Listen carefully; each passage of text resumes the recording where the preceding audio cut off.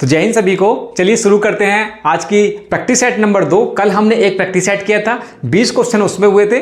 20 इसमें मतलब आज जो है 21 नंबर से आपका स्टार्ट होगा और 40 नंबर तक ये क्वेश्चन रहने वाले हैं। तो कंप्यूटर के बेहतरीन ये क्वेश्चन होने वाले हैं और यहाँ से आपको डायरेक्ट 1 से 2 नंबर मतलब 20-20 के सेट निकालेंगे और उसमें हर सेट में आपको बेहतरीन जो मोस्ट इंपोर्टेंट क्वेश्चन है आपके वो रहने वाले हैं। 10 से 15 मिनट की वीडियो रहने वाली है। डेली आप चैनल पर जाकर प्लेलिस्ट है हिंदी की और कंप्यूटर की, दोनों जाके वहां से अपनी तैयारी कर सकते हैं, अपने आप को जांच सकते हैं, जिससे कि आपको पता चल जाए कि आप कितने पानी में हैं। कंप्यूटर में 20 में से 20 नंबर आपको लाने ही पड़ेंगे। क्वेश्चन आपके सामने है। पहला क्वेश्चन क्या है? टेलीफोन के संदर्भ में ADSL का पूर्ण रूप क्या है? ADSL का पूर्ण रूप क्या है? देखिए ADSL क्या होता है? Can use internet with telephone wire. एक टेलीफोन होता है, उसके वायर के थ्रू हम क्या है इंटरनेट यूज करते हैं। तो ADS की फुल फॉर्म क्या है? देखिए एस्टिमेटेडली डिजिटल सब्सक्राइबर लाइन इसका राइट आंसर हो जाएगा। अगले क्वेश्चन पर चलते हैं। ये इससे मत घबराइए कि 20 क्वेश्चन 22 क्वेश्चन क्या हो गया। पहले हम कल वाले जो प्रैक्टिस सेट नंबर 1 था उसमें हमने 20 क्वेश्चन कर लिए थे। 20 से आगे 21 से 40 तक इस वाले प्रैक्टिस सेट में हम 2 नंबर में करने वाले हैं। DVI मैथ, DVI क्या है? DVI पास किस प्रकार के सिग्नल पास करता है? DVI फर्स्ट किस प्रकार के सिग्नल पास करता है, इसके बारे में बताना है। तो DVI क्या होता है? Digital visual interference. यहां पर विजुअल की जगह कभी कभी वीडियो भी दे देता है और इस तरह की ये वायर होती है जो कंप्यूटर के पीछे लगती है। डिजिटल विजुअल वीडियो इंटरफेरेंस आपका इसका कभी कभी इसके क्या है आपका फुल फॉर्म पूछ लेता है। तो फुल फॉर्म आपकी डिजिटल विजुअल होती है या वीडियो, दोनों में से कोई भी आए, डरना मत। इंटरफेरेंस इसका होता है और इसका जो किस प्रकार के सिग्नल पास करता है ये देखिए, passes both digital and analog video signal. ये किस तरह के सिग्नल पास करता है? Pass both digital and analog video signal इससे निकलते हैं। यहीं पर हम बात कर लें, देखिए और भी हैं और यहां से आपके जो क्वेश्चन बनते हैं डायरेक्ट। ये क्या है? BGA पोर्ट क्या होता है? वीडियो ग्राफिक एरी क्या होता है? इसकी फुल फॉर्म दिया यहाँ पे, वीडियो ग्राफिक्स एरी इसका फुल फॉर्म हो जाएगा। HDMI, ये आप काफी बार सुनते होंगे। HDMI पोर्ट क्या होता है? तो ये होता है high definition multimedia interference. High definition multimedia interference. USB universal serial बस। यहां से आपको 1 नंबर की शॉर्ट फॉर्म यहां पर देखने को मिलेगी। SATA क्या होता है? SATA पाटा ये बहुत आते हैं। SATA मतलब सीरियल एडवांस्ड टेक्नोलॉजी अटैचमेंट। पाटा क्या होता है? Parallel advance technology attachment. अब ये SATA पाटा होते क्या है एक बार ये देख लीजिए। SATA और पाटा क्या होते हैं? In motherboard for connecting hard disk and solid state drive. अभी जो फिलहाल है SSD, पहले HDD चलती थी, अब SSD चलती है। सॉलिड स्टेट ड्राइव बहुत चलती है। तो क्या है? Motherboard for connecting hard disk and solid. SSD को जो कनेक्ट करती है मदरबोर्ड में वो SATA पाटा के माध्यम से उनको जोड़ते हैं। RJ45 क्या होता है? ईथरनेट पोर्ट होता है, यहां से ईथरनेट के माध्यम से आप इंटरनेट यूज करते हैं। तो इनका स्क्रीनशॉट ले लीजिएगा। टेलीग्राम पंकज फौजी स्टडी ग्रुप सर्च करेंगे आप टेलीग्राम पे, वहां पर आपको मिल जाएगा। इसकी PDF वहां पर अपलोड हो जाएगी, देख लेना एक बार। अगले क्वेश्चन पर चलते हैं। निम्नलिखित में से कौन सा सुपर कंप्यूटर नहीं है? तो देखिए सुपर कंप्यूटर कौन सा नहीं है? PDA, ये आपका पर्सनल डिजिटल असिस्टेंट है, PDA, ठीक है। उसके बाद आगे PROM का पूर्ण रूप क्या है? PROM का पूर्ण रूप से पहले मैं इसकी थोड़ी सी डिटेल बता देता हूं कि PROM क्या होता है। देखिए रीड ओनली मेमोरी, ये बहुत पूछा जाता है कि रोम की फुल फॉर्म क्या है? Read only memory. अब इसके जो काइंड ऑफ रोम है उसके बारे में पूछ लेते हैं। रोम क्या होता है? ये होता है परमानेंट रिटेन ड्यूरिंग मैन्युफैक्चरिंग। जो आप इसके निर्माण के टाइम पे ये परमानेंट, इसमें जो भी डाटा होगा वो संग्रहित होगा वो परमानेंट होगा और मैन्युफैक्चरिंग के टाइम पे ये होता है। उसके बाद PROM क्या होता है? Programmable read only memory. ये क्या है? Can be programmed by user once. मतलब इसमें PROM में क्या होता है कि यूजर जो उसको यूज कर रहा है उसमें एक बार प्रोग्राम इसको कर सकता है, बस सिंगल हैंडेड। मतलब रोम में मैन्युफैक्चर्ड के टाइम पे होता है, PROM में क्या होता है? जो यूजर होता है उसको एक बार आप प्रोग्राम कर सकता है। PROM क्या होता है? Erasable programmable read only memory, can be erased using UV light and programmed, मतलब इसमें जो डाटा है पी रोम में क्या होता है, इसमें जो डाटा है उसको हम रीयूज कर सकते हैं, इरेज कर सकते हैं, उसमें जो प्रोग्राम है किसके माध्यम से, ये यूवी लाइट के माध्यम से कर सकते हैं, या आप कर सकते हैं किसके, प्रोग्राम्ड के माध्यम से। तो इसमें जो डाटा है यूवी लाइट के माध्यम से इसको हम इरेज कर सकते हैं। EEPROM क्या होता है, electrically erasable programmable read only memory. इसमें क्या है, can be erased and reprogrammed using electrical signal, electric signal से इसका जो प्रोग्राम्ड है उसको रीयूज्ड या इरेज यहां से कर सकते हैं। फ्लैश रोम क्या होता है, type of EEPROM with faster erase program capability. ये हो गया आपका फ्लैश रैम के बारे में। तो ये जो PROM होता है वो क्या होता है, प्रोग्रामेबल रीड ओनली मेमोरी इसकी फुल फॉर्म हो जाती है। ये जो है इसको याद कर लेना, काफी इंपॉर्टेंट फैक्ट यहां पर आपके रहने वाले हैं। आगे चलते हैं, मानव उपयोगकर्ता और कंप्यूटर हार्डवेयर के बीच इंटरफेस को क्या कहते हैं। तो ये क्या होता है, ये ऑपरेटिंग सिस्टम है। ये आपको इंटरफेस प्राप्त करता है, उपयोगकर्ता हार्डवेयर के बीच में मध्यस्थता कौन करता है, ये आपका ऑपरेटिंग सिस्टम करता है। ठीक है, उसके बाद फोटोन क्या है, देखिए first high level programmable language क्या है आपकी, फोटोन यहां से आपका निकल के आएगा।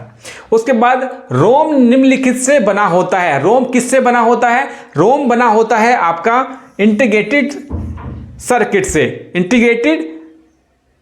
इंटीग्रेटेड सर्किट से आपका रोम बना होता है। मैग्नेटिक टैप, ये क्या है, ये आपका सेकंड मेमोरी थी। टाइप ऑफ सेकंड मेमोरी क्या है, मैग्नेटिक टैप। तो इसका राइट आंसर हो जाएगा option number 3, integrated circuits.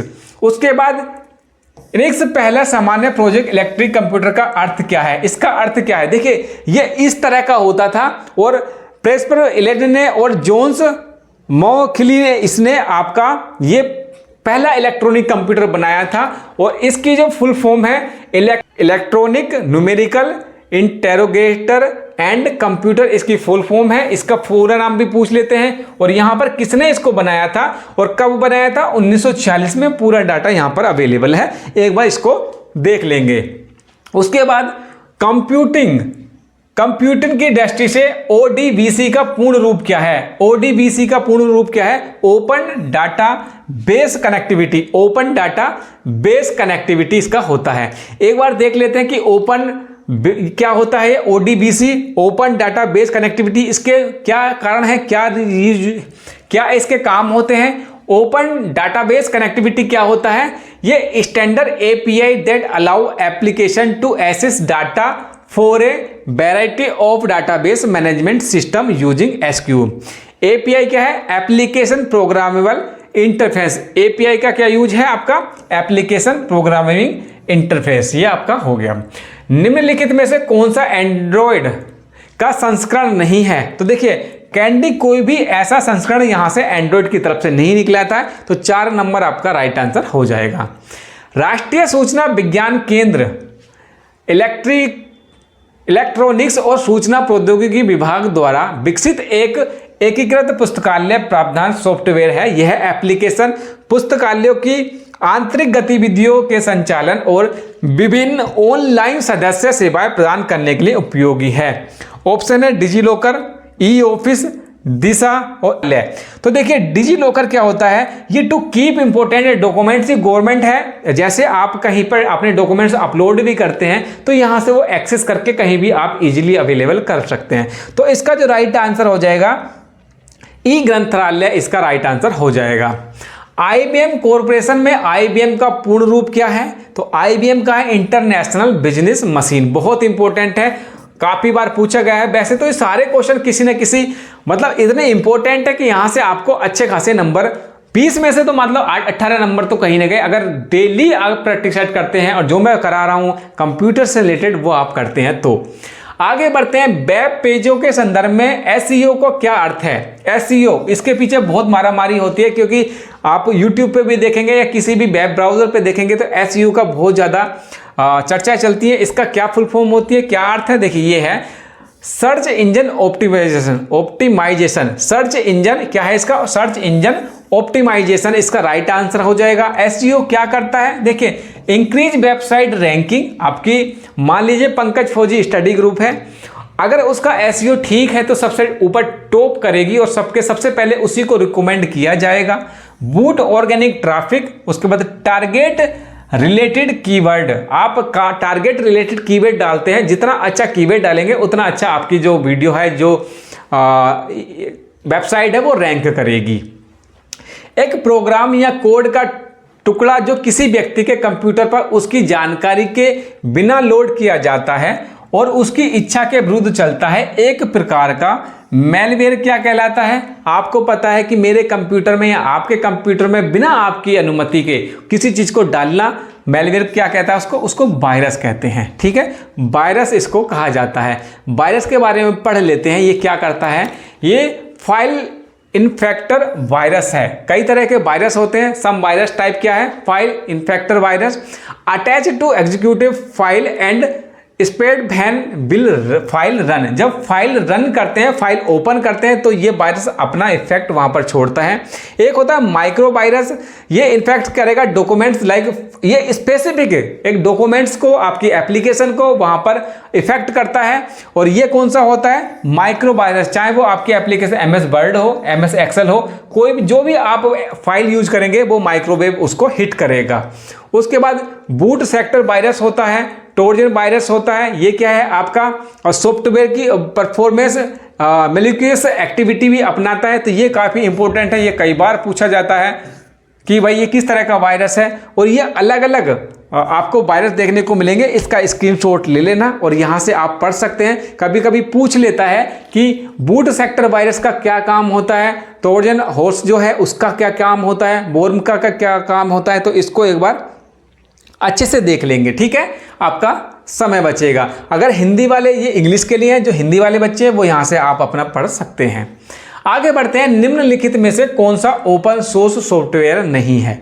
Open source software के बारे में एक बार मैं बता देता हूं क्या होता है। ये देखिए, free and open source software, FOSS, free and open source software क्या होता है। When source code and software is freely available to public to help each other. जब जो सॉफ्टवेयर फ्रीली अवेलेबल है पब्लिक सेक्टर में, और उसका उद्देश्य क्या होता है कि एक दूसरे की हेल्प करना। ठीक है, जैसे कि यहाँ पर आप पाइथन देख सकते हैं, ओपन ऑफिस देखते हैं, मोजिला देख सकते हैं और फायरबॉक्स देख सकते हैं। ये सारे के सारे फ्रीली अवेलेबल हैं और इनके सोर्स कोड जो है वो भी पड़े हैं। और इनका मतलब होता है सोर्स कोड का कि उसकी जो लैंग्वेज है, किस तरह से डिजाइन किया गया है, वो ओपनली रखा हुआ है, उसको आप अमेंड कर सकते हैं। और ये एक दूसरे की हेल्प करने के लिए इस एप्लीकेशन को, इस वेबसाइट को और बेहतर कैसे बनाया जा सकता है, उस सोर्स कोड्स के लिए अवेलेबल होता है। तो ओपन सोर्स फ्रीली अवेलेबल होता है, जो होता है free open source software freely available है, उसके सोर्स कोड भी अवेलेबल है कि उसमें आप चेंजेस कर सकते हैं। दूसरा क्या होता है, फ्रीवेयर वाले में क्या होता है, सॉफ्टवेयर इज फ्रीली अवेलेबल है, मतलब वो सॉफ्टवेयर तो आप फ्री अवेलेबल है, उसको यूज कर सकते हैं, but source code is not available, मतलब उसमें क्या है आप चेंज नहीं कर सकते। आप यूज कर सकते हैं लेकिन उसमें आप चेंज नहीं कर सकते हैं। पहले वाले में क्या है, आप चेंज भी कर सकते हैं और उसमें आप फ्रीली यूज भी कर सकते हैं। उसके बाद प्रोप्राइटरी सॉफ्टवेयर क्या है, उसके बाद देखते हैं अगला क्या है। अगला देखते हैं प्रोप्राइटरी सॉफ्टवेयर क्या है। ये तीसरे नंबर का जो सॉफ्टवेयर है, software purchased from vendor who has its copyright, मतलब आपको जो तीसरा सॉफ्टवेयर है वो फ्री नहीं है, वो वेंडर के माध्यम से परचेज करना पड़ेगा, तब उसको आप यूज कर सकते हैं। माइक्रोसॉफ्ट विंडो है, टैली है, आपका क्विक हील है, ये जितने भी ऑनलाइन जिसके आप पैसे देते हैं, जो चार्ज करते हैं, वो यहाँ पर इंक्लूड किए जाते हैं। तो निम्नलिखित में से कौन सा ओपन सोर्स सॉफ्टवेयर है आपका, माइक्रोसॉफ्ट ऑफिस। माइक्रोसॉफ्ट ऑफिस आपका क्या है, आपका ओपन सोर्स सॉफ्टवेयर नहीं है। आगे चलते हैं। अगला है, एक सामान्य शब्द है जो इंटरनेट और वर्ल्ड वाइड वेब के सभी कानून और नियामक पहलुओं को संदर्भित करता है। तो ये क्या है, साइबर लॉ। साइबर लॉ क्या है, किसी के भी इसका एक अपना कानून है, सभी कानून और नियामक पहलुओं को संदर्भित करता है, ये साइबर लॉ करता है। कुकीज क्या होता है, कुकीज होता है जैसे कुकीज़ में आपकी जो साइट पे जितनी भी जानकारी वो कुकीज़ में सेव हो जाएगी, जिससे कि आपका जैसे साइट पे फिर जाते हैं तो वो जो पूर्व संदर्भित तो वहाँ पर सेव डाटा है आपका, वो सारा का सारा कुकीज़ में सेव हो जाता है, आपका वहाँ से टाइम बचता है। जैसे कोई फॉर्म फिल करते हैं, आपने फॉर्म सारा डाटा भर दिया, सेव एज कर दिया, मतलब आपकी जो जितनी भी जानकारी है वो सेव हो जाएगी। तो कुकीज़ में क्या है, आपकी जो डाटा है, आपकी जो जानकारी है वो सेव हो जाती है। तो ये स्मॉल फाइल होती है, small text file stored on a user device by a web browser when visiting a website। जब आप किसी भी वेबसाइट पे विजिट करते हैं तो आपकी जो जानकारी है वो शॉर्ट फाइल के रूप में वहां पर सेव हो जाती है। अगली क्या है, बाइनरी प्रणाली में 1 किलोबाइट कितने बाइट के बराबर होता है। 1024 बाइट क्या होता है, 1 किलोबाइट के बराबर होता है।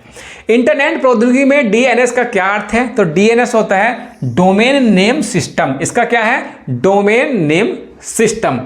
रैम किस प्रकार का भंडार है, तो रैम है आपका प्राइमरी, और प्राइमरी में कौन कौन सी आती हैं, रैम और रोम, रीड ओनली मेमोरी और रैंडम एक्सेस मेमोरी, आपका ये क्लियर हो जाएगा। उसके बाद देखिए ये आपका सेकेंडरी मेमोरी कौन सी होती है, जो आप स्टोरेज डिवाइस, हार्ड डिस्क हो गया, एसएसडी हो गया, पेन ड्राइव हो गया, सीडी, डीवीडी, मेमोरी चिप जो है आपकी, वो सारी क्या है, सेकेंडरी डिवाइस है। प्राइमरी डिवाइस कौन सी है, रैम हो गया और रोम हो गया, ये आपकी सेकेंडरी मतलब प्राइमरी डिवाइस है, सेकेंडरी आपकी ये रही। उसके बाद लास्ट क्वेश्चन की तरफ चलते हैं। टाइपराइटर जैसा उपकरण जिसका उपयोग कंप्यूटर पर डेटा या कमांड भेजने के लिए किया जाता है क्या कहलाता है। ये तो सिंपली आपको टाइपराइटर जैसा उपकरण क्या होता है, कीबोर्ड ही होता है, तो इसका राइट आंसर क्या हो जाएगा, कीबोर्ड इसका राइट आंसर हो जाएगा। तो ये 20 क्वेश्चन थे, कल के 20 क्वेश्चन हो गए। कल वाली वीडियो जरूर देख लेना अगर नहीं देखी है तो। और उसके फिर हम आगे स्टार्ट किया था 21 से लेकर आपके 40 तक के क्वेश्चन ये हो गए हैं। उसके बाद कल फिर एक वीडियो आएगी, प्रैक्टिस सेट होगा, बीएसएफ, हेड कांस्टेबल या सीआईएसएफ फायरमैन के बच्चों के लिए इंपॉर्टेंट है ये वीडियो।